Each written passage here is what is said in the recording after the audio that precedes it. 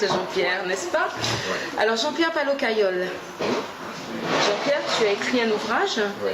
un recueil, Tout à fait. mais tu n'es pas écrivain normalement. Ah non, vraiment pas, non. Je suis plutôt informaticien. Plutôt informaticien, Voilà. donc plutôt dans la technologie. Voilà, dans la technologie, ouais, tout à Bon, mais à part la technologie, on sait que tu fais plein de choses.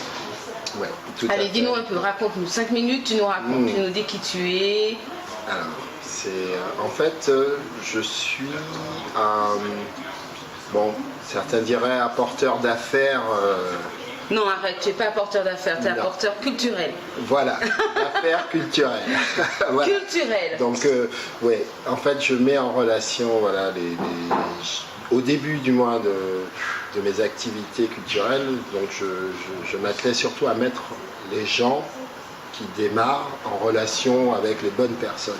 Tu es guadeloupéen. Tout à fait. Tu es né en Guadeloupe. Oui, je suis né en Guadeloupe. Tu es arrivé ici Voilà, dans donc dans quelle année à peu près?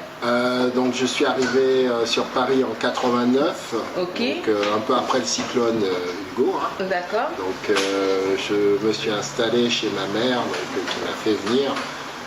T'avais quel âge? J'avais 18 ans presque. Ok. Ouais, Est-ce que tu t'intéressais déjà à la culture? Alors, j'étais plutôt intéressé par ma carrière à cette époque, c'est-à-dire Oui, mais savoir en ce que j'allais hobby, faire. est-ce qu'en hobby tu t'intéressais à la culture ou pas? Oui, mais sauf que très honnêtement, à cette époque-là, j'étais plutôt dans un petit département, donc dans l'Essonne en fait, dans le 91. Et je montais très rarement sur Paris. D'accord. Donc j'avoue que les seuls événements que je faisais, c'est par exemple le Grand Méchant Zouk de 92, je crois. Oui. Donc c'est pour dire, 92. Ensuite, je suis parti 1 an et demi en Allemagne pour mon service national, donc j'étais out. Hein. Donc, et ensuite, quand je suis revenu sur Paris, donc j'ai un de mes cousins qui justement s'occupait des artistes en termes graphiques, donc ils faisaient leurs albums, enfin les pochettes des albums. Ils faisaient tous les visuels, c'est ça? Voilà, tout à fait. Ouais. Donc de là, effectivement, j'ai commencé à m'intéresser plus au côté musical hein, au début. Ouais. Donc alors, dans quel sens tu as commencé à t'intéresser? Parce que ton cousin c'était graphiste, voilà, oui, mais toi, en fait, moi c'est plus aller aux événements, sans plus. Hein, okay. Je participais aux événements, purement et simplement.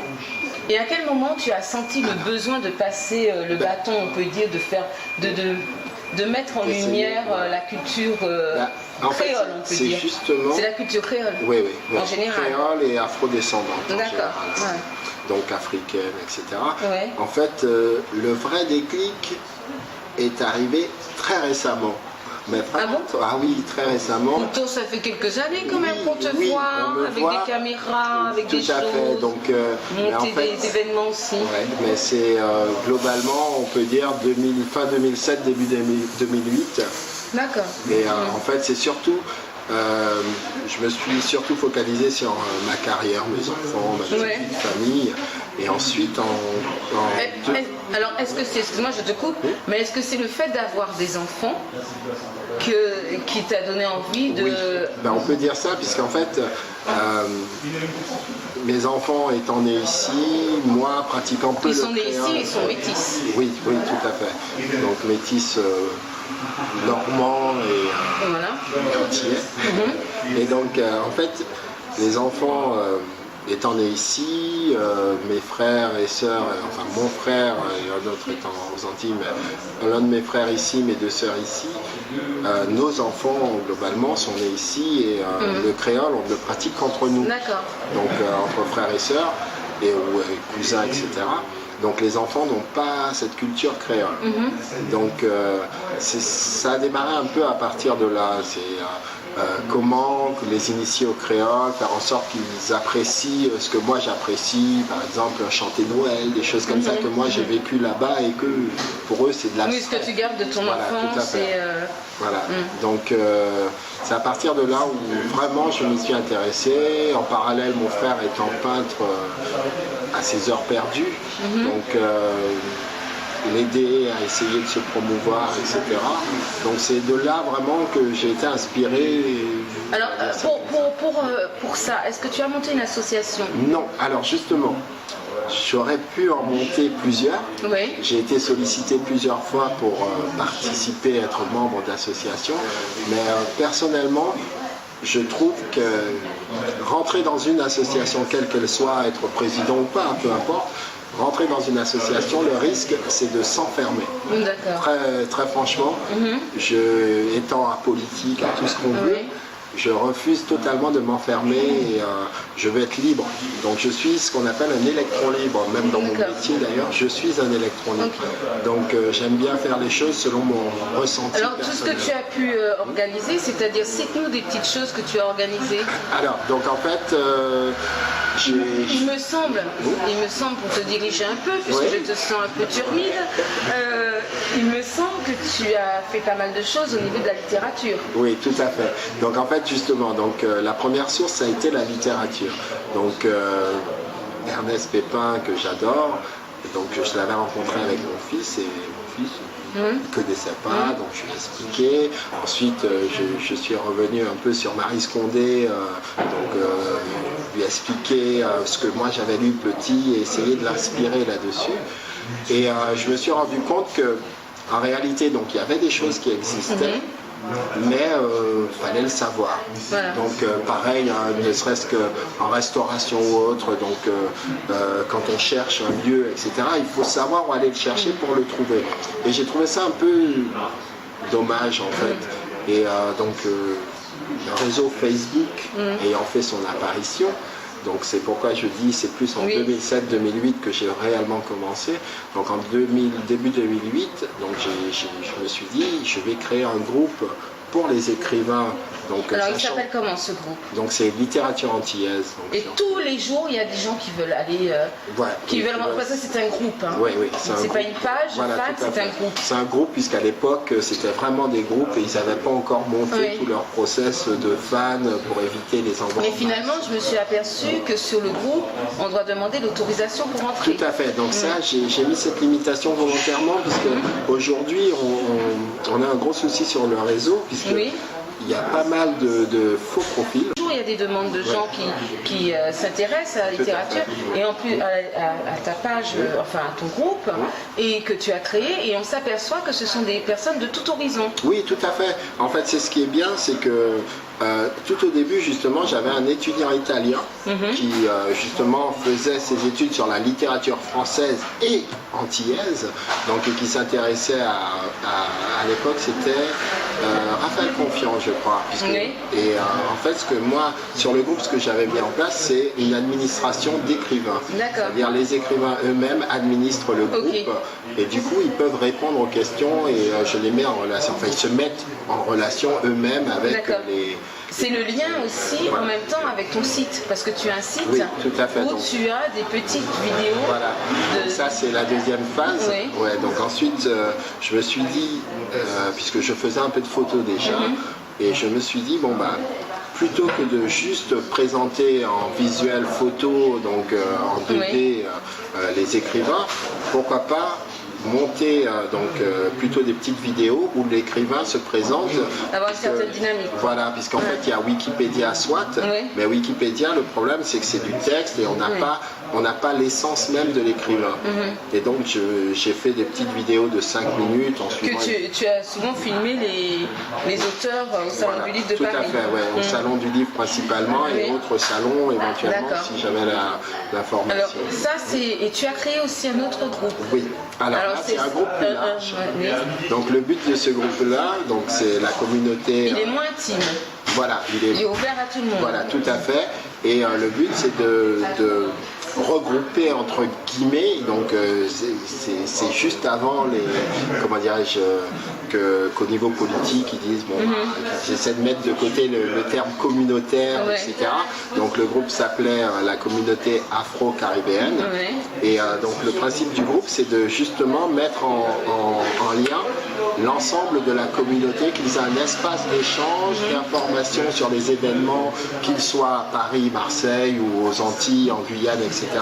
Donc c'est vrai qu'au début j'ai appelé le groupe donc la communauté caribéenne. Oui.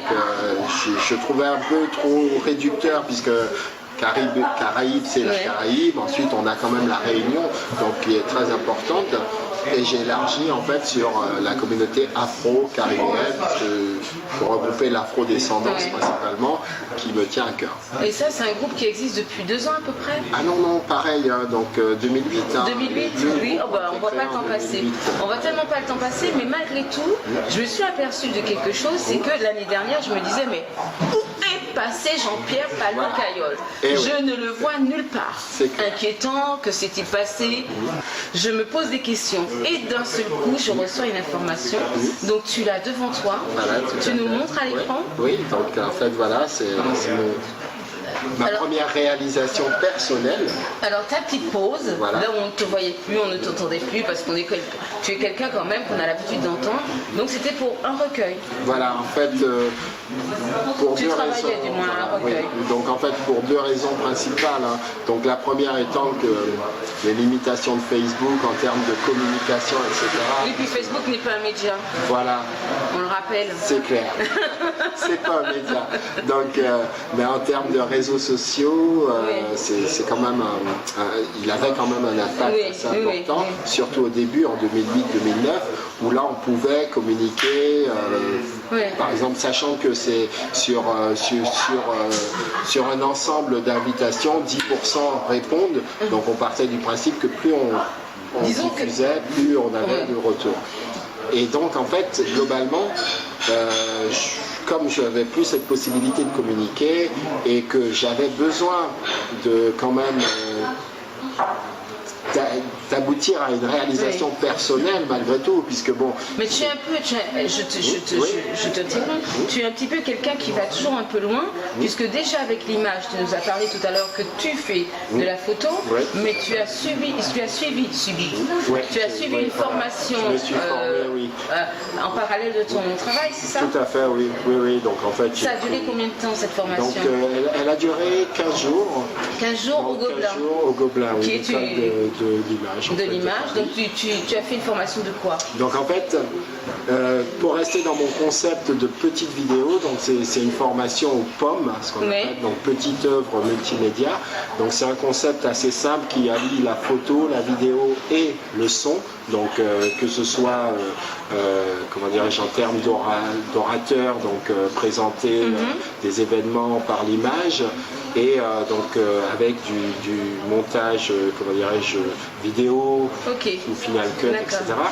Et en fait cette formation j'en avais besoin, puisque en parallèle de ces activités, j'avais avec un ami qui est présent, donc monté un gros projet d'émission télévisée où je voulais rassembler sur un seul plateau plusieurs domaines culturels sortis de la musique, puisque la musique, j'ai toujours dit que je n'y toucherais pas, il y a du monde. Donc peut-être parce que tu chantes faux aussi. Aussi, voilà. J'essaie même pas de chanter parce que voilà. Donc en gros. Non mais sinon tu nous l'aurais fait. Hein. Attends, on te connaît. Hein. Attends. J'avoue que peut-être. Ah peut-être. Mais voilà, l'idée de m'a même fait pleurer, sachant que. Bon, alors ça, et de ce fait, c'est pour ça que j'ai voulu volontairement t'interrompre, pour revenir après sur ta littérature, parce que je pense que ça a aussi développé ton envie d'aller plus loin. Tout à fait, puisqu'en fait... Dans ta façon d'expression. Tout à fait, puisqu'en fait, le fait de vouloir présenter les écrivains, etc., donc j'ai eu à côtoyer pas mal d'écrivains, donc du coup, comment dirais-je, sachant que l'écriture, j'ai écrit depuis longtemps, ces textes ne datent pas de cette année ni de l'année dernière, il y en a qui ont plus de 7 ou 8 ans, donc que j'ai amélioré justement au cours de ces 2 dernières années. Mais en fait, le principe était de montrer que je ne suis pas là que pour aider, je peux aussi faire quelque chose moi-même, donc voilà, et j'ai des choses que je cache. Et voilà. Tu as des choses à dire, voilà, tout à fait. Il faut avoir aussi envie de un petit peu se montrer, se dévoiler, se stripteaser, on voilà, va dire. Tout à fait. Parce que là, quand tu écris un ouvrage comme ça, justement, c'est un recueil, donc c'est de la poésie, ce sont des textes. Il y a de la poésie? Beaucoup de poésie. Donc pourquoi? En fait, pourquoi la poésie? En fait, j'ai toujours eu comment un penchant pour la poésie. Donc, et en fait, justement, ce sont mes enfants qui m'ont, entre guillemets, motivé, puisque... tu as deux garçons, oui, c'est ça? Non, un garçon et une fille. Ah, bah, en plus, tu as tiré vraiment le choix du roi, ouais, comme on dit. Et en fait, ils ont pas mal de poésie à apprendre et tous les textes qu'ils apprennent à l'école sont des textes que je connais. Donc en fait, j'ai toujours pris l'habitude de leur inculquer une méthode d'apprentissage qui est propre à moi, qui est de chanter ce qu'ils lisent. Donc avoir toujours l'harmonie du texte et de le chanter pour le retenir. Ce que tu ne peux pas faire, tu les entraînes à chanter bien, c'est ça? Voilà, en même temps. Donc pourtant, je chante avec eux. Écoute. Donc, et de là, donc mes enfants ont toujours eu des facilités sur la poésie. À l'école, ils ont toujours eu de bons résultats en lecture, enfin en récitation de poésie. Grâce à ça, donc tout en faisant le repas ou autre, hop, on lit le texte en chantant et comme ça ils retiennent. Donc tu te considères plus comme un papa sévère, papa gâteau ou papa partage? Papa tout. Ou papa partage? Je suis plutôt papa tout puisque je peux être sévère. Oui, il le faut de temps en temps, surtout on va te mettre au placard. Avec des préados. Mais en fait, sévère, c'est relatif. Donc sévère, pas sévère comme à d'autres époques, mais sévère des temps modernes. D'accord, donc tu es quand même dans le partage. Tout ce que tu nous dis depuis tout à l'heure, tu es dans le partage avec eux. Oui. Alors, ils t'ont donné envie d'écrire ce recueil. Sinon, je l'ai lu quand même. Il faut bien, n'est-ce pas, pour voir un petit peu, parce que, voilà. Ce recueil, tu parles de tout le monde. Enfin, quand je dis tout le monde, toute ta famille. Oui, voilà, c'est en fait un ouvrage, c'est pourquoi en fait c'est l'essence même de ce que je suis, donc je le dis, donc c'est un hommage à mes ascendants et mes descendants. Tu commences par un proverbe chinois qui dit « Le merveilleux est un incessant va-et-vient entre le passé et le présent ». Tout à fait. Et finalement, à l'intérieur, les textes, c'est ça. Tout à fait. Tu les as tous connus, les gens dont tu parles? Alors, en fait... Où on t'a raconté des choses et... Non. En fait, c'est vraiment intime, entre guillemets. C'est une part d'intimité dévoilée, on va dire ça comme ça. Mais en fait... je me suis inspiré de mon entourage, de ce qui se passait autour. Donc il y a certains textes qui sont un peu plus délicats, mais c'est la réalité, donc je le dis. Ensuite, ce sont des... C'est-à-dire que je me parle énormément à moi-même. Comme tout informaticien, je pense, devant un écran, on finit par s'entendre. Et quand on s'entend, on se dit des choses et on essaie de se les dire poétiquement. Et les informaticiens sont poétiques. Pas forcément que les informaticiens, je pense que toute personne, sachant que tous on a de la poésie en nous. Tout à fait. Ensuite, soit on la ressort, soit on la garde en soi. Et donc en fait, j'ai tout ressorti. Et par exemple, il y a un texte où je parle directement de mon fils, mais de ce que ça me ferait s'il lui arrivait quelque chose. En fait. C'est ça. Et voilà. Et donc en fait, tu parles de situation. Tout à fait. Voilà, c'est une situation qui n'a pas été vécue, mais que j'ai imaginé jusqu'à ce que, enfin, voilà. C'est le ressentiment, voilà, ce que tu peux, c'est ça. Le ressentiment. Et dis-moi, tu parles là d'un de tes fils, enfin de ton fils, puisque pourquoi, je ne sais pas pourquoi, je pensais que tu avais deux garçons. Excuse-moi pour ta fille.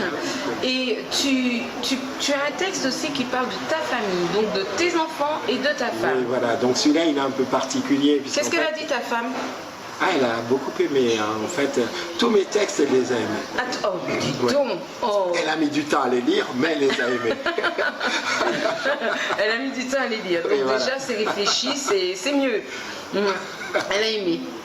Dans ce texte, tu as mis des choses un peu personnelles.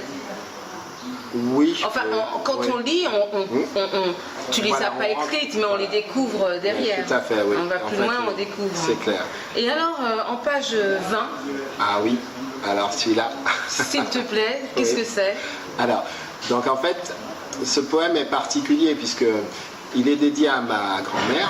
Que tu as connue? Qui est encore en vie. Ah, super. Et heureusement, oui. Donc elle est vivante, mais je l'ai eue au téléphone un soir. On a discuté longuement, c'était pour son anniversaire. Oui. Et donc en fait, elle m'expliquait que justement, elle avait de graves problèmes de vue. Bon, elle est née en 1928. Hein. Oui. Donc elle avait de gros problèmes de vue, qu'elle commençait, enfin qu'elle était un peu fatiguée. Et c'était une période où il pleuvait énormément aux Antilles. Et en Guadeloupe, et qui faisait très sombre dans sa maison, etc. Et donc elle m'a dit des choses qui m'ont touché, et j'ai écrit ce poème-là dans les 30 minutes qui ont suivi, en fait tel qu'il est, hein, je ne l'ai pas modifié. Donc c'est vrai que j'ai été à l'extrême pour certaines personnes, donc de la famille, qui estiment que voilà, je donne une fin, mais je ne pouvais pas.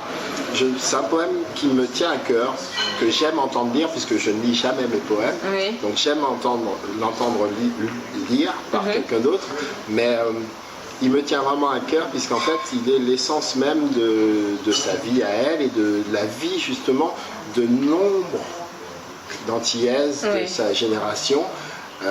Donc en fait, où là je retrace globalement l'histoire de la Guadeloupe à travers elle. Oui, parce que dans ce recueil, tu es large quand même. Hein. Ouais. Il y a de la mémoire, il y a le présent. Tout à fait. Donc la mémoire, effectivement, il y a le passé. Oui. Mais il y a aussi ce que tu as pu vivre avec certaines personnes de ta famille. Oui, hein? Ouais, tout à fait. Alors quand tu disais tout à l'heure, tu ne les as pas tous écrits là. Ça veut dire, est-ce que ça veut dire que ce sont des textes que tu avais écrits quand ça s'est passé? Au moment où tu as eu, oui. Donc en fait, donc il y a des choses qui sont passées dans l'enfance. Oui, voilà, oui. En fait, je ne sais pas duquel tu parles, tel que tu me dis ça. Mais, non, je ne vais pas le dire parce que ce serait bien que le monde le lise. Le découvre et c'est ça. Il se fasse une idée. En fait, si tu veux, j'ai deux modes d'écriture. Ouais. Soit une écriture spontanée où là je vais écrire un texte de bout en bout en 2 heures ou 3 heures. Je peux écrire en allant au travail, donc en 30 minutes je peux écrire un texte complet. Ou alors par bride. C'est-à-dire que je vais avoir une pensée précise sur un événement précis, je vais en écrire une phrase, et la phrase je vais la développer pour raconter l'histoire de cette phrase en fait. Ouais. Donc voilà, ce sont mes deux modes d'écriture. Ça peut varier du tout au tout, hein. Donc même mon thème principal, c'est vrai, ça a été la nostalgie sur celui-ci, hein. Donc je suis très porté sur le passé, vécu ou pas vécu. Alors par exemple on trouve des titres fugitifs, envie, génération future, et d'un seul coup elle sans elle. Oui, donc celui-là il est particulier, il me tient à cœur, puisqu'en fait là c'était un, comment dirais-je, pour moi ce texte-là c'est un travail. Et quand on dit elle, c'est comme c'est comme c'est elle, la personne, et les ailes, puisqu'en fait on parle d'un ange globalement. Et donc en fait ce texte-là, il est particulier, puisqu'en fait j'ai voulu jouer sur les mots, hein, sur celui-ci principalement. Donc j'étais parti sur les anges, puisque j'y crois. Donc c'est ça, hein. Ouais. Et donc à partir de là, j'ai voulu écrire sur les anges. Et la première phrase qui m'est venue, c'est elle sans elle. D'accord. Donc je suis parti là-dessus, et comme pour moi l'ange déchu ou autre porte quand même la douleur du monde, etc. Donc je suis resté sur la continuité dans le texte. Alors en résumé, dis-nous ce qui est le parfum, l'essence même de ton ouvrage. Quand on sent un parfum, il y a 3 notes. Il y a la note de tête, la note de cœur et la note de fond. Ouais. Donne-nous la note de cœur. La note de cœur, c'est ma famille. D'accord. Donc ensuite, la note de fond, c'est la nostalgie. Et la troisième note, c'est la note de tête. Donc de tête, c'est celle qu'on sent en premier normalement. Les pensées. D'accord. Donc voilà, tout part d'une pensée. Donc voilà. Ok. Alors là, on est entouré de quelques amis. Il y a Félix, et il y a Laurence, Patrice, Silvio. Les autres, ce sont des buveurs. Ouais, voilà. Qui veut poser une question? Allez, qui veut poser une question? Qui a une question à poser à Jean-Pierre? Hein? Le déclic pour écrire le recueil. En fait, donc le déclic pour... Non, là c'est Félix qui nous demande. Félix, Donc le déclic pour écrire ce recueil, ça a été comment dirais-je, une envie en fait, d'aboutir à un projet, donc de démarrer un projet et de l'amener jusqu'à son terme et qu'il me soit totalement personnel. C'est-à-dire pas faire, puisque j'ai participé à beaucoup de projets pour des amis, des aider, etc. Et là, je me suis dit, il va falloir que je fasse quelque chose pour moi une fois comme ça. Donc, d'où le fait que d'ailleurs, le recueil, je l'ai fait en auto. Pour toi et ta famille, oui, c'est ce que j'ai. Pour toi et ta famille, puisque tu nous parles de notre cœur. Voilà, tout à fait. Et laisser quelque chose aux enfants qui ne me voient pas comme l'informaticien papa, point. Ouais, puis ça donne aussi envie de faire aux enfants. Tout à fait. Ben, justement, donc ma fille qui aime la littérature. Qui a une autre question? Laurence. Oui, je voulais savoir ce que ça t'avait apporté d'écrire ce bouquin et qu'est-ce que ça pourrait apporter aux autres, donner aux autres envie de le lire. J'espère que ça, donc déjà pour la deuxième partie, donc vis-à-vis des autres, parce que c'est ce qui m'intéresse justement, c'est ce que ça peut apporter aux autres. Donc vis-à-vis des autres, j'espère que, puisqu'en fait, justement le recueil, je l'ai écrit de façon à ce qu'il touche tout le monde.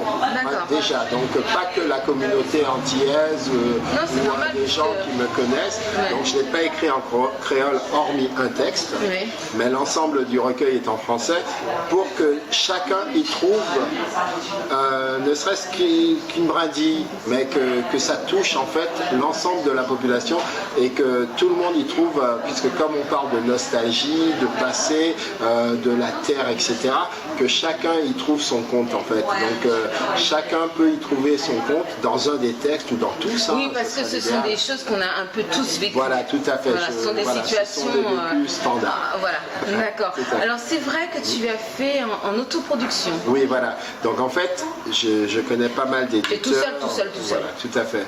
Donc je connais pas mal d'éditeurs, donc j'aurais très bien pu me faire éditer, même si en me battant un peu pour me faire éditer, je ne sais pas. Mais en tout cas, j'aurais pu passer par un éditeur. Oui, mais tu avais peut-être peur. Excuse-moi, là, tu avais peut-être peur aussi qu'on t'enlève des fois un texte ou deux ou.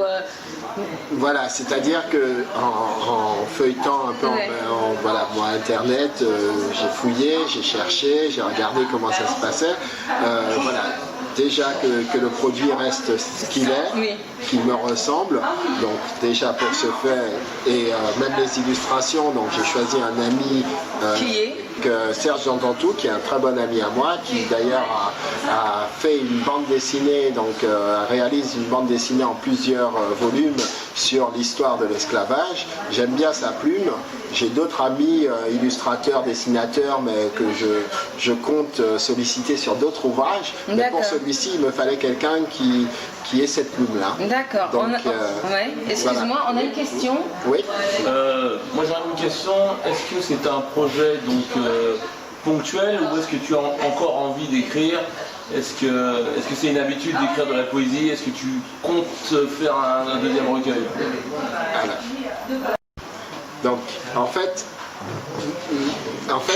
c'est pas ponctuel puisque donc le recueil est le début pour moi, en fait, puisque là, donc avant de répondre à ta question, je vais quand même revenir sur pourquoi auto-édition. Justement, c'était de façon à connaître toutes les ficelles de l'édition. Donc savoir le faire de bout en bout. Donc que ce soit pour le code ISBN, donc la déclaration du dépôt légal à la BNF, etc. Donc toutes les démarches, voilà. Et même pour la mise en page, puisque j'ai travaillé avec mon cousin et une amie Claire qui m'ont aidé sur la mise en page en tant que graphiste. Et donc tout ça, je l'ai fait tout seul avec eux, donc en m'appuyant sur des compétences. Et donc le but aujourd'hui, donc j'écris encore pas mal de choses, mais je pars sur de la fiction. C'est-à-dire, j'ai deux projets de fiction qui sont entamés, donc que je vais écrire. Moins biographique, c'est ça? Voilà, donc là c'est vraiment de la littérature pure et dure. Il n'y a aucun aspect personnel. Ce sont des textes de fiction totale sur le futur, des choses comme ça. Donc des textes qui me tiennent à cœur. Et un autre sur sur l'histoire des damiers, donc les combattants du damier. Ah, mais ne dis pas tout, hein. Voilà, ben c'est tout, je dirais juste ça. En Donc tout j'ai cas, d'autres textes Oui. et d'autres recueils, justement, donc 2 projets de recueil de 2 types différents, donc Alors, totalement opposés. tu nous parles de recueil, mais là tout à l'heure tu disais un peu roman quand même. Non, j'ai deux romans, recueils, d'accord, j'ai oui. 2 romans et 2 recueils. D'accord. Donc, mais les recueils sont plus ciblés cette fois-ci sur des thèmes précis. Donc j'ai 2 thèmes sur les 2 D'accord. recueils. Donc avec déjà, je dois avoir une 50aine de textes déjà écrits que j'améliore, puisque un texte, je ne le fiche pas. Hein. Tant qu'il n'est pas mis en page, il n'est pas figé, je peux modifier. Notamment le dernier texte de celui-ci que j'ai modifié d'ailleurs à la dernière seconde, juste avant l'édition, puisqu'après après la présentation du BAT, j'ai trouvé le texte. Le BAT, c'est le bon à tirer de l'éditeur. Donc, il nous dit tout. Hein. Oui, donc j'ai trouvé le texte trop court pour la page, je l'ai modifié, je le trouve plus beau d'ailleurs. Donc voilà, et voilà, donc j'ai pas mal de projets en cours. Ok, ben écoute, on va continuer à te suivre. Ça veut dire qu'on va lire de nouveau du Caio Paleur. Ah, Sylvio veut nous dire quelque chose, une question. Oui, bonsoir. Je sais que ton livre s'appelle Sans Caïol, et donc ça parle beaucoup de ton grand-père.